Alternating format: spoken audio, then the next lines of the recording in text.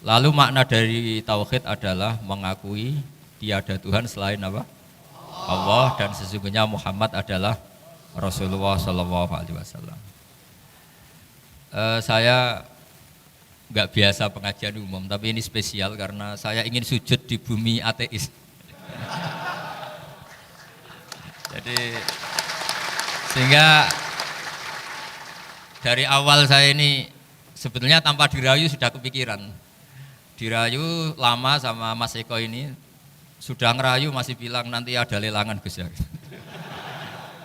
Tapi tadi katanya panitia hasil lelangnya sekitar 60 juta ya. Itu dibangunkan masjid, jangan untuk mes ya. Supaya saya ikut amal lah. Jadi begini ya, perasaan saya juga seluruh ulama di dunia, saya ulang lagi, perasaan saya juga seluruh ulama di dunia, bahwa Islam masuk itu macam-macam sebabnya. Dulu kita tahu, kita sebagai warga Indonesia, Islam masuk itu ya dibawa orang yang agak kedonyan, ya kayak jenengan lah kira-kira gitu. Ya kayak mbak-mbak ini, ya agak-agak mata duitan gitu.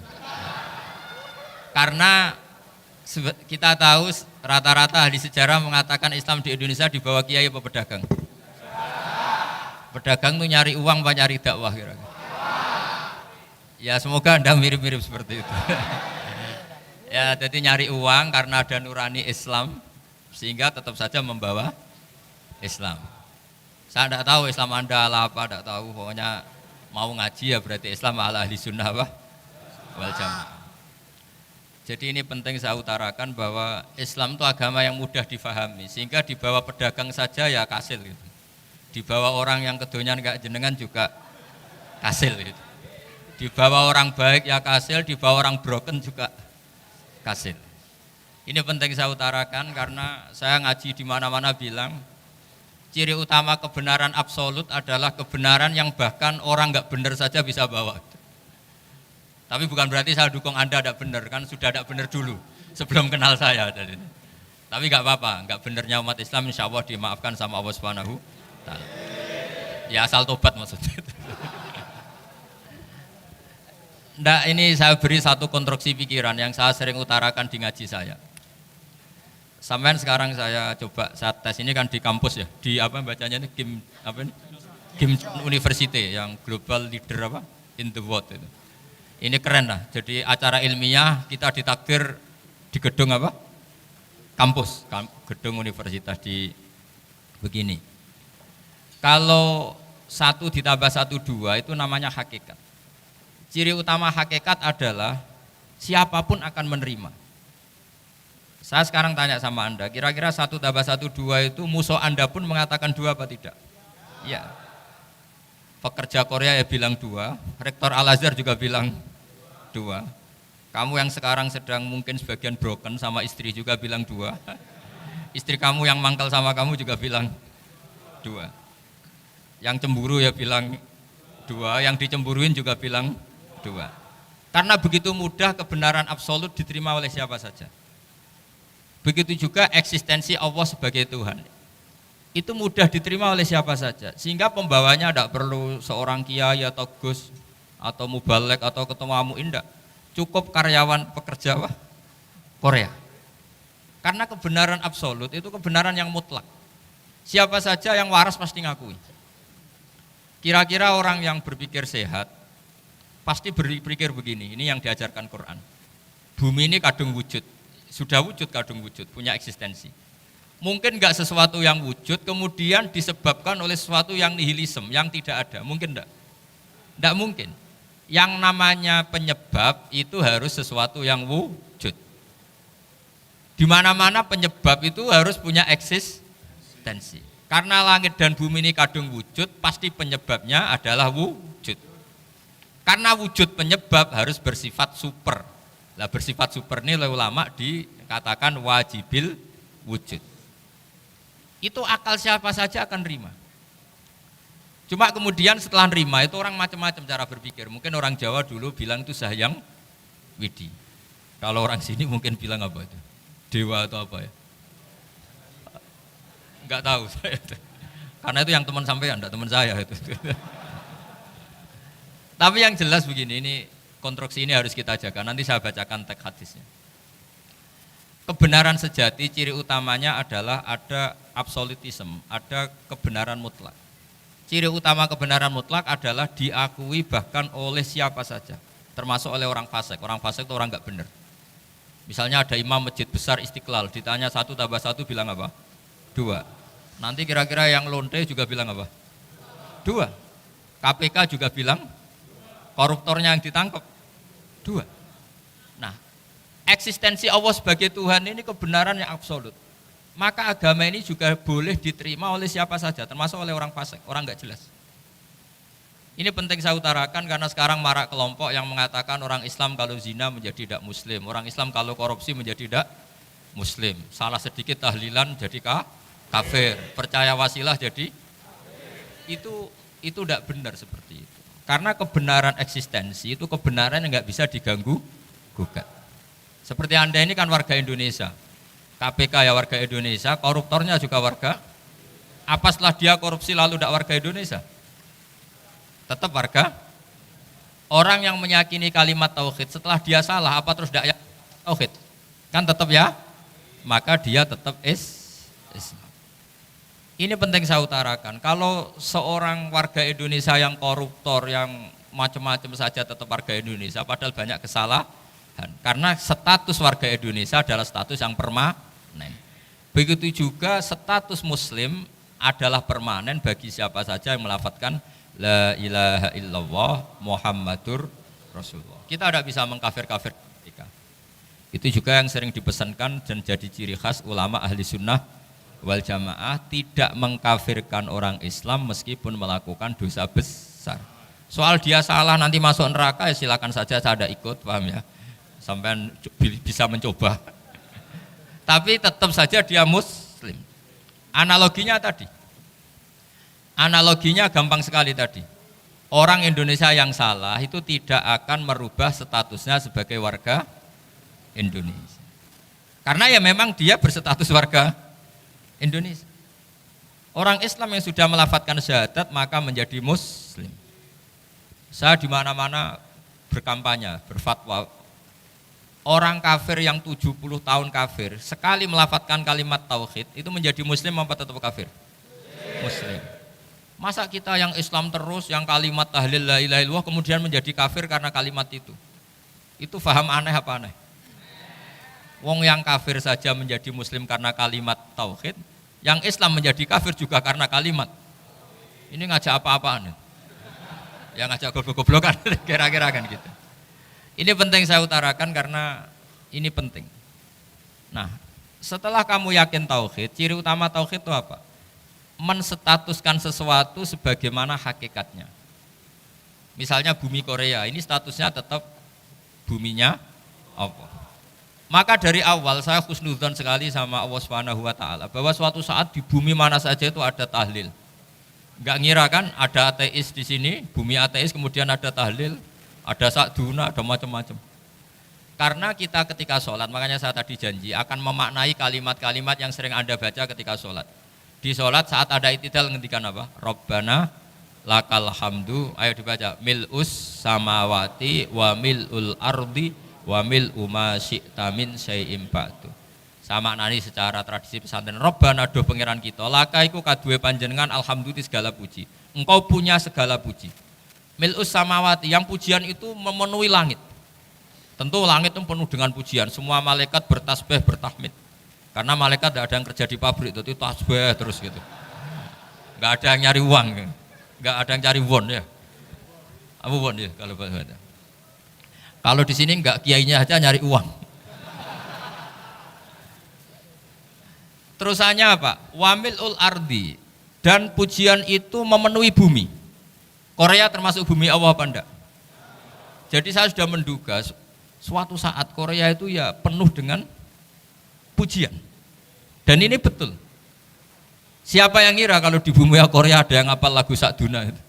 Itu lagu kesayangan guru kita semua, Ki Haji Maimun Zubair. Enggak ada yang ngira. Siapa yang ngira kalau di sini ada ngaji seperti ini? Di Rusia juga sama. Uni Soviet itu negara ateis. Tapi lama-lama pecah karena Glasnost itu dan Perestroika itu kemudian menjadi pecahan-pecahan negara muslim. Ada Uzbekistan, Tajikistan, Ceknya, semuanya menjadi negara apa? Muslim. Karena dari awal lakal hamdu mil'us samawati wa mil'ul ardi, dan pujian itu pasti memenuhi langit juga memenuhi bumi. Kalau Anda baca itu di Indonesia mungkin wajar, di Indonesia banyak acara-acara seperti ini. Tapi kalau di Korea ternyata benar. Dan Anda ini kalian semua termasuk pembuktian benarnya wa mil'ul ardi. Keren kan teman? Oh keren sekali, bukan sekedar keren sekali. Makanya saya jarang diundang pengajian mau, tapi diundang di Korea mau. Tapi saya ada niat datang undangan, memang saya ingin datang. Jadi ya karena itu, ini bentuk penghormatan saya. Bentuk penghormatan saya bahwa pada akhirnya benar-benar lakal hamdu mil'us samawati wa mil'ul ardi. Jadi Anda tidak perlu pesimis, dulu Indonesia juga seperti itu. Banyak Buddha, Hindu, semacam ateisme. Kemudian berkatnya para ulama sekarang jadi negara yang mayoritas Muslim. Korea, barokahnya orang-orang kedonyan seperti ini banyak Islam itu. Enggak apa-apa. Karena sebagian agama Islam, sebagian sejarah ditulis di bawah pedagang-pedagang Gujarat. Kira-kira orang Gujarat ke Indonesia dulu yang namanya pedagang cari apa? Uang. Tapi namanya orang Islam, hatinya tetap adanya tauhid. Nyari uang ya tetap sambil dakwah. Kalau yang ke Korea langsung kiai mungkin tidak seramai ini Islam. Karena kalau kiai datang langsung dicurigai jadi misionaris, jadi ribet malah. Tapi kalau sampean nggak ada yang curiga, namanya pekerja saja nyari uang. Dan itu memang fakta. Cuma kadang ya sadar terus ya bagus lah seperti itu. Nggak apa-apa. Maksud saya ini saya memberi support, memberi tasjek bahwa Allah itu luar biasa. Jadi kalau ingin menyebarkan agamanya macam-macam. Kadang kiai tidak bisa mengislamkan orang, itu anak-anak mahasiswa pacaran, itu banyak yang pacarnya itu masuk Islam. Tapi sampean jangan bilang pacaran halal, ya tidak pernah halal. Tapi Allah kalau menghendaki memberi hidayah itu jalannya macam-macam. Ada yang lewat kerja, coba yang bayangkan ada tahlilan di Korea itu semua kiai tidak pernah bayangkan. Tapi setelah banyak pekerja di sini, kemudian mereka insaf atau sedang insaf, tidak tahu ini. Sampai kapan insafnya juga tidak tahu. Tapi yang jelas ini hebat. Ini apa? Hebat. Tahu-tahu ya seperti ini. Makanya iman saja Rabbana lakal hamdu mil'us samawati wa mil'ul ardi. Masih ditambahi wa mil'u ma syi'ta min syai'in ba'du. Karena Allah itu zat yang tidak terperikan, zat yang tidak terbatasi. Maka pujian di langit dan bumi ini masih kurang. Masih ada apa saja yang nanti akan dipenuhi oleh pujian kepada Allah Subhanahu wa ta'ala. Wa mil'u ma syi'ta min syai'in ba'du. Dan pujian kepada Engkau ya Allah akan memenuhi semua ruangan yang Engkau kehendaki. Mungkin suatu saat negara-negara yang sekarang yang paling minim Islam itu di Amerika Selatan, kayak di Argentina dan sebagainya. Itu nanti suatu saat juga penuh dengan pujian, karena tetap Rabbana lakal hamdu mil'us samawati wa mil'ul ardi wa mil'u ma syi'ta min syai'in ba'du.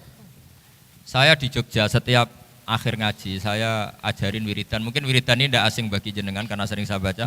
Subhanallah wa bihamdihi adada khalqihi wa ridho nafsihi wa zinata arsyihi wa midada kalimat. Bahwa kita memuji Allah itu adada khalqi, sesuai jumlah makhluk Allah. Semua makhluk Allah meskipun kelihatannya mengecewakan, ini semuanya memuji sama Allah Subhanahu wa taala. Meskipun kadang kita kecewa, kadang kita tidak cocok. Coba barokahnya Anda ini agak-agak kecewa gitu dengan Indonesia karena nggak menyediakan lapangan kerja untuk Anda. Tapi ya nggak kecewa-kecewa amat ya, agak-agak saja. Karena Anda tetap semua mencintai Indonesia. Gara-gara agak-agak kecewa cari negara lain. Akhirnya di Korea, ada yang di Jerman, ada di Inggris. Tapi bawaan pernah ngaji di musola, Islam ini ke bawah. Sehingga karena Islam ini ke bawah, tahu-tahu ada komunitas yang memikirkan Islam. Umumnya orang mikir Islam itu ya bikin masjid. Kalau di Korea unik, nyewa apa? Nyewa gedung untuk masjid. Itu kalau diceritakan di Indonesia aneh. Ini masjid sewaan. Masjid. Tapi kalau di sini lazim, karena kalau beli mahal ya cukup sewa. Saya tidak tahu kalau dalam terminologi agama tempat Anda sujud ini nanti jadi saksi di akhirat. Itu yang permanen apa yang sewaan tidak tahu. Jadi nanti bumi ini tanya, Ya saya ya Allah pernah dipakai sujud, tapi setelah 1 tahun nggak kuat menambah lagi. Makanya saya dukung tadi yang ada gerakan masjid apa. Sebenarnya permanen nggak permanen itu tetap bagus, ada usah memaksakan. yang jelas saya sudah ikut nyumbang lelang tadi, dan saya berharap uang itu benar-benar untuk masjid. Kalau untuk takmirnya juga nggak apa-apa, yang penting untuk menghidupi masjid. Saya juga termasuk kiai yang nggak suka kalau hukum itu terlalu fanatik. Misalnya uang ini untuk masjid, kemudian imamnya diterlantarkan karena alasannya ini untuk masjid. Imam kan tidak masjid. Nah, ini kalau imamnya nggak diservis kemudian mutung terus pulang ke Indonesia, ini jadi masalah. Tapi saya juga nggak suka kalau ada negara gitu. Betul-betul saya tidak suka. Yang imamnya itu terlalu diservis. Ini buruk sekali kan. Pernah ada anekdot, ini anekdot tapi nyata. Ada negara yang sangat sehat, Islamnya sangat sehat. Itu imamnya 1 bulan tuh digaji 70 juta. Kira-kira 70 juta dibagi 1 hari berapa? 5 sholat ya? 5 kali 30 berapa? Kira-kira saja. 150. Berarti per sholat dapat berapa ya? Kira-kira. Kan biasa potong gaji kalau berapa kira-kira? Singkat cerita, si kiai dari luar negeri tadi cerita apa Indonesia?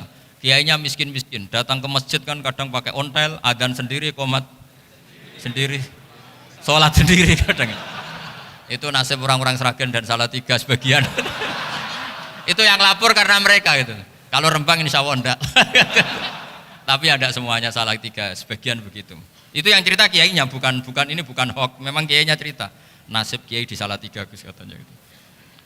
Itu digojlok, tapi tetap sholat. Sehingga cerita orang tadi cerita, imamnya di sana naiknya Mercy, muadzinnya pakai BMW. Itu tetangga sebelah Indonesia banyak yang fasilitas imam seperti itu. Karena gajinya sampai 70 juta. Setelah dia cerita bangga karena negaranya mengapresiasi imam sholat, sama Kiai Indonesia dia omongin gini, makanya kamu sholat terus, takut potong gaji ya. Gitu. Itu kagetnya bukan main dia. Dikira itu satu sifat kelebihan negaranya, ternyata buruk sekali karena imam sholat karena takut potongan gaji. Akhirnya Kiai Indonesia bangga, alhamdulillah kita sholat tanpa gaji dan tetap sholat. Keren mana yang digaji sama Anda? Ini yang di atas ini banyak calon imam. Nggak keren mana imam yang digaji sama Anda? Keren yang enggak. Tapi kalau pertanyaannya dibalik, keren mana jamaah yang peduli imamnya sama yang enggak peduli? Jadi jawabannya harus tetap seperti itu. Imamnya keren yang ikhlas, tapi jamaahnya keren yang peduli imamnya. Jelas ini ya fatwa saya ya. Gimana? Imamnya baik yang ikhlas, tapi jamaahnya baik yang peduli nasib. Nah, tapi sekali imam dari awal enggak ikhlas itu harus di PHK ya. Itu bahaya bagi agama kalau awalnya sudah ada ikhlas. Karena nanti setelah habis subuh terus dihitung, wong setahu saya sholat terus kok kenapa gajinya tinggal segini? Ya setahu saya sholat terus kok gajinya tinggal segini. Terus nanti takmirnya bilang, kemarin duhur Pak Yai tidak ngimamin, kemarin asar tidak ngimamin. Terus dihitung, bisa enggak agama akan berjalan seperti itu? Enggak kan? Ya makanya pertanyaannya tadi, suka atau punya imam ikhlas? Suka, tapi imamnya juga suka kalau jamaahnya peduli. Ini penting, jadi saya mensupport Anda, mensupport kalian semua bahwa agama ini akan diurus oleh Allah Subhanahu wa taala. Makanya Sayyidina Umar radhiyallahu anhu kalau disuruh mikir agama itu enggak mau. Enggak mau betul deh. Ketika Umar jadi khalifah itu puncak keemasan masa Islam. Semuanya stabil, semuanya hebat. Sampai Irak, Iran zaman itu Persia masih, semuanya Mesir, itu semuanya ikut Islam. Ketika Islam pada puncaknya, yang dikhawatirkan oleh masyarakat adalah begini, lalu setelah Umar itu bagaimana? Islam setelah dipimpin orang yang tangguh, yang kuat, yang waroi, yang zuhud, lalu setelah Umar itu gimana? Tapi Umar disuruh mikir gak mau. Sampai setiap Abdullah bin Umar jalan-jalan di kampung-kampung itu abahnya dianggap pecundang. Tahu sampean pecundang? Orang yang gak tanggung Jawab. Karena orang-orang bilang gini, ya Abdullah bin Umar, bagaimana pendapat Anda kalau ada penggembala kambing di tengah hutan atau di tengah padang rumput, kemudian dia ninggal gelanggang kambingnya, kamu anggap penggembala ini gimana? Oh itu penggembala yang zalim itu. Pasti kalau kambing ditinggal ya kacau. Apalagi ini ummatu Rasulullah Shallallahu Alaihi Wasallam. Ini abah kamu tidak pernah wasiat, tidak pernah ngatur suksesi. Lalu Islam setelah dia bagaimana? Suruh dia ngomong penggantinya siapa? Karena beliau sudah sepuh, harus ada suksesi. Akhirnya Abdullah bin Umar lapor ke Umar. Ini gimana abah, orang mengkomplain begini. Apa kata Umar? Agama itu beda dengan kambing katanya. Agama itu milik Allah Subhanahu. Mbok saya pikir, tidak saya pikir tetap jalan. Nah ini terbukti, jangan ulama ya ndak, mufti ya ndak, tapi bisa menjalankan agama. Kalau agama sampean pikir malah rusak, sudah pokoknya lakukan saja, tidak usah dipikir. Akhirnya betul, karena agama ini milik Allah. Soal kita serius memikirkannya itu karena khidmah, karena kita ingin berbakti pada agama. Tapi Anda tidak boleh berpikir kalau agama ini butuh pemikiran Anda. Beda loh ya. Kita khidmah agama serius karena kita ingin mengkhidmati agama. Tapi agama ini tidak pernah butuh kita, karena agama ini akan diurus oleh Allah Subhanahu wa Ta'ala. Coba pas sampean kecil, orang jilbaban di Indonesia itu banyak apa banyak sekarang? Banyak sekarang. Kiainya mutu orang dulu apa mutu orang sekarang? Tapi perkembangan Islam itu ramai sekarang apa ramai dulu? Ramai sekarang. Islam menyebar di seluruh dunia itu zaman Wali Songo, zaman sampean keren mana? Keren sekarang. Kualitas solehnya sampean sama Wali Songo? Wali Songo. Ini betul. Karena agama ini diurus oleh Allah Subhanahu wa Ta'ala. Maka kata Sayyidina Umar, agama ini innallaha ta'ala yahfadhu dinah. Innallaha ta'ala la yudhi'u khilafatahu waladina. Allah itu tidak akan menyia-nyiakan agamanya. Ini terbukti. Agama ini pernah dipimpin orang terbaik di dunia, yaitu Rasulullah Shallallahu Alaihi Wasallam. Ketika beliau intakola ila rofiqil ala, ketika beliau pindah ke alam sana, diteruskan oleh sahabat yang tentu jauh di bawah Rasulullah. Diteruskan tabiin, diteruskan para wali songo, diteruskan sang sampean yang jauh di bawah wali songo, sejauh-jauhnya. Tapi agama jalan sampai Korea. Agama jalan sampai apa?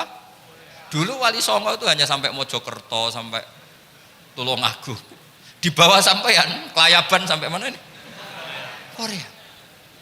Coba kalau Allah tidak ngurus, nggak bisa. Yang gerakkan hatinya sampean peduli sama masjid siapa? Allah Subhanahu wa Ta'ala. Yang menggerakkan hati sampean peduli sama agama siapa? Tapi yang menggerakkan sampean ke Korea apa? Uang kan?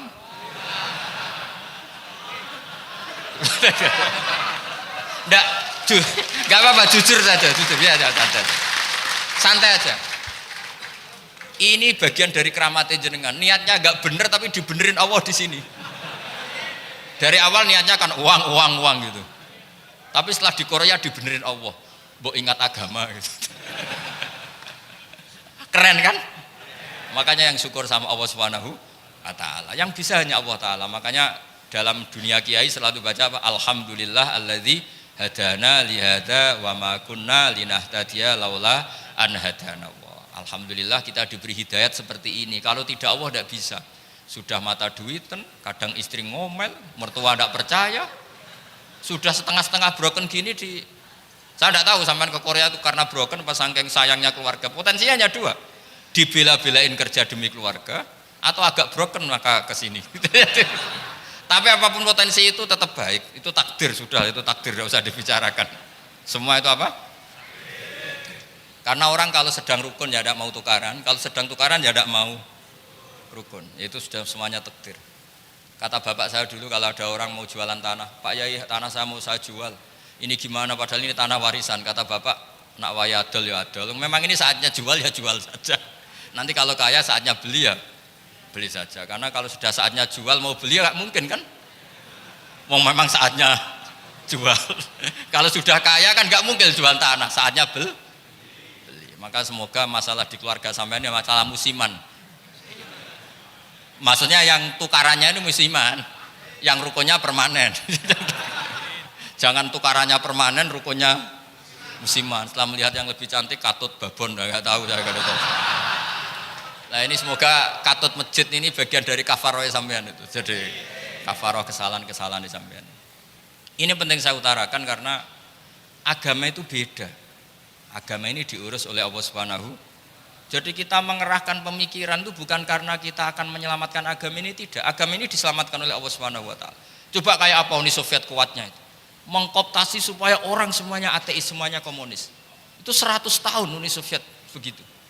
Tapi orang-orang Uzbek, Ceknya, Tajikistan tetap ngajari anak-anaknya tauhid. Itu ada yang cerita itu sampai mengajarkan tauhid itu di bawah tanah, di basement. Tapi Allah menghendaki Rusia itu Uni Soviet jatuh. Ketika jatuh, negara-negara ini langsung menjadi negara Islam, yaitu Uzbek, Tajikistan, Ceknya. Mungkin enggak mereka langsung menjadi negara Islam, andai kan saat menjadi Uni Soviet benar-benar menjadi ateis. Enggak mungkin kan? Karena saat dikooptasi Uni Soviet, akidah mereka tetap tauhid, cuma enggak berani muncul. Artinya apa? Uni Soviet enggak bisa menghabisi Islam. Kurang kerennya Uni Soviet zaman itu. Bisa enggak menghabisi Islam? Enggak bisa. Donald Trump dulu termasuk Islamfobia, tapi setelah dia anti-Islam malah orang Amerika demo supaya memperhatikan Islam. Enggak bisa. Makanya Korea pun enggak bisa menghabisi Islam. Kalau sampean menghabisi Islam sendiri bisa. Karena terus enggak mau sholat, enggak mau zakat itu sampean, tapi sampean toh yang Islamnya habis, Islam tetap baik-baik saja. Makanya ini penting saya utarakan supaya kamu pede bahwa agama ini pernah dibawa orang yang pedagang. Ya soal ada sebagian pendakwah yang ikhlas ya banyak, tapi sejarah yang gampang kita lihat adalah Islam itu dibawa oleh pedagang Gujarat, pedagang India. Enggak apa-apa sejarah itu meskipun sebagian menentang enggak apa-apa, tapi sejarah itu tetap ada. Pasti sebagiannya memang seperti itu. Dan itu enggak masalah. Saya ulang lagi itu enggak masalah. Coba dulu pemain bola kalau di Inggris itu kalau mau sholat susahnya bukan main. Apalagi kalau mau puasa. Kalau di sini kerja puasa katanya mati lu kalau puasa. Kalau mau sholat katanya dicari mana ini berhalanya kok. Kata orang-orang ateis kan gitu, dicarikan patungnya. Kali ini sholat kok gak ada patungnya, ini gimana ini. Ya ngalamin gitu. Tapi Allah Maha Kuasa. Banyak investor mana itu Dubai atau Qatar yang tertarik investasi di dunia bola. Kayak Sulaiman Al-Fahim akhirnya beli Manchester City. Itu sekarang pelatihnya negara orang sholat gak berani, bahkan di tengah stadion dibangunkan masjid. Kalau sampai daftar jadi muadzin bisa. Apa nyanyi sakduna di sana juga bisa. Dulu Aljazair bencinya bukan main. Apa Perancis sama orang Islam itu bencinya bukan main. Barokahnya Zidane pemain bola dan juara dunia, terus Zidane turunan Aljazair. Akhirnya orang Perancis itu mencintai Islam, itu barokahnya sepak bola. Allah punya sekian cara untuk mengenalkan Islam. Di Prancis dikenalkan lewat pemain sepak bola. Nah di Korea ini yang agak unik, dikenalkan lewat pecinta won. Saya jamin ini tidak apa-apa, sudah tidak apa-apa, sudah aman, pokoknya aman. Tak jamin aman. Pokoknya alhamdulillahilladzi hadana lihada wa ma kunna linahtadiya laula an hadana. Karena agama ini dibawa oleh Allah Subhanahu wa taala, yang menjaga juga Allah Subhanahu wa taala. Sama tidak usah khawatir. Kalau ada kelompok tertentu yang mengkhawatirkan Islam, sekarang Islam bahaya gini-gini, itu kurang rojak, itu kurang optimis itu. Harapannya sama Allah tipis, harus ngaji lagi. Agama ini limangka nayarjuwa wal yaumal akhir. Agama ini bagi yang terus-menerus berpengharapan kepada Allah Subhanahu wa ta'ala. Agama ini limangka nayarjuwa, coba bahasa Arabnya roja yarju rojaan, maknanya harapan. Jadi agama ini bagi yang selalu berpengharapan, bukan yang pesimis, bukan yang hati kecil, apalagi yang tukang putus asa. Coba agama ini begitu luar biasa, dibawa orang yang macam-macam. Tadi di Perancis itu dibawa oleh pemain apa? Bola.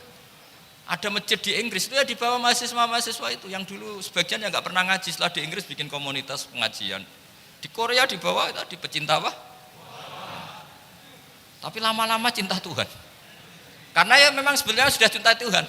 Cuma ya cara cinta ini nunggu punya uang Ya sudah, alhamdulillah seperti ini sudah luar biasa sudah. Insya Allah diterima oleh Allah Subhanahu wa taala. Saya selalu berharap semoga ini tetap satu bukti satu bukti bahwa Allah itu harus kita sembah di mana-mana. Karena tadi Allah akan selalu apa?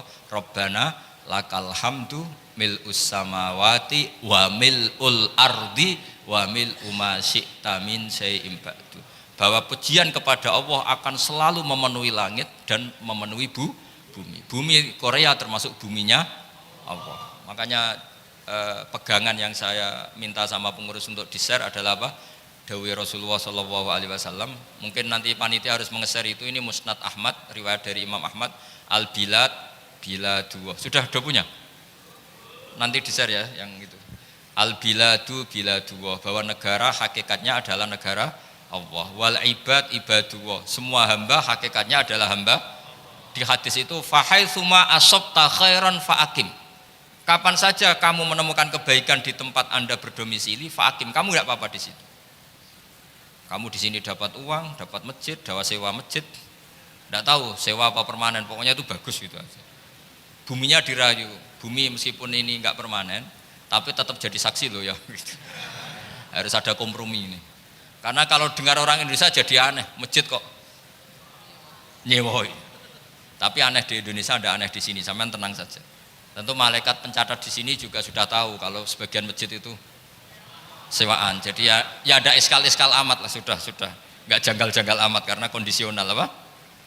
Jadi saya nanti minta panitia supaya mengeser tadi hadis riwayat siapa, Imam Ahmad bin Hambal yang diriwayatkan oleh salah satu minal asyrah al mubasysyirina bil jannah, yaitu Zubair bin Awam.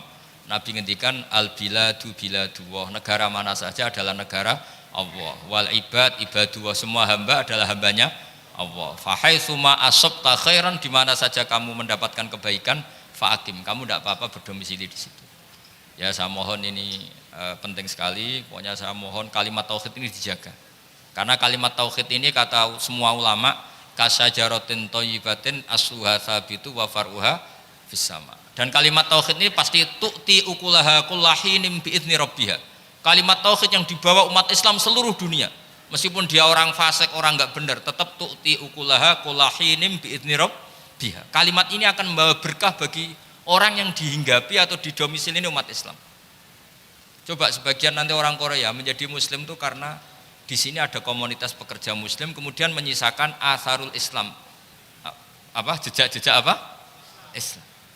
Enggak apa-apa. Pasti kalimat ini tu'ti ukulaha kullahinim biizni rabbiha. Jadi kalimat tauhid adalah kalimat yang kata Allah tu'ti ukulaha kullahinim biizni rabbiha. Anda tidak usah khawatir bahwa apa yang Anda lakukan apapun kecilnya akan ditulis oleh Allah Subhanahu wa taala. Kata Allah wa naktubu ma qaddamu wa atharahum. Di mana di surat Yasin itu? Inna nahnu nuhyil mauta wa naktubu ma qaddamu wa atharahum. Saya bisa menghidupkan orang mati dan semua amal kalian saya tulis, kata Allah. Wa atharahum, dan jejak-jejak yang pernah kalian lakukan juga ditulis. Misalnya Anda sudah pulang di Indonesia, ada orang sholat di masjid ini, oh ini era Kang ini, era Mas ini. Nanti setelah itu ya ini era Mas ini. Menjadi familiar Islam juga barokahnya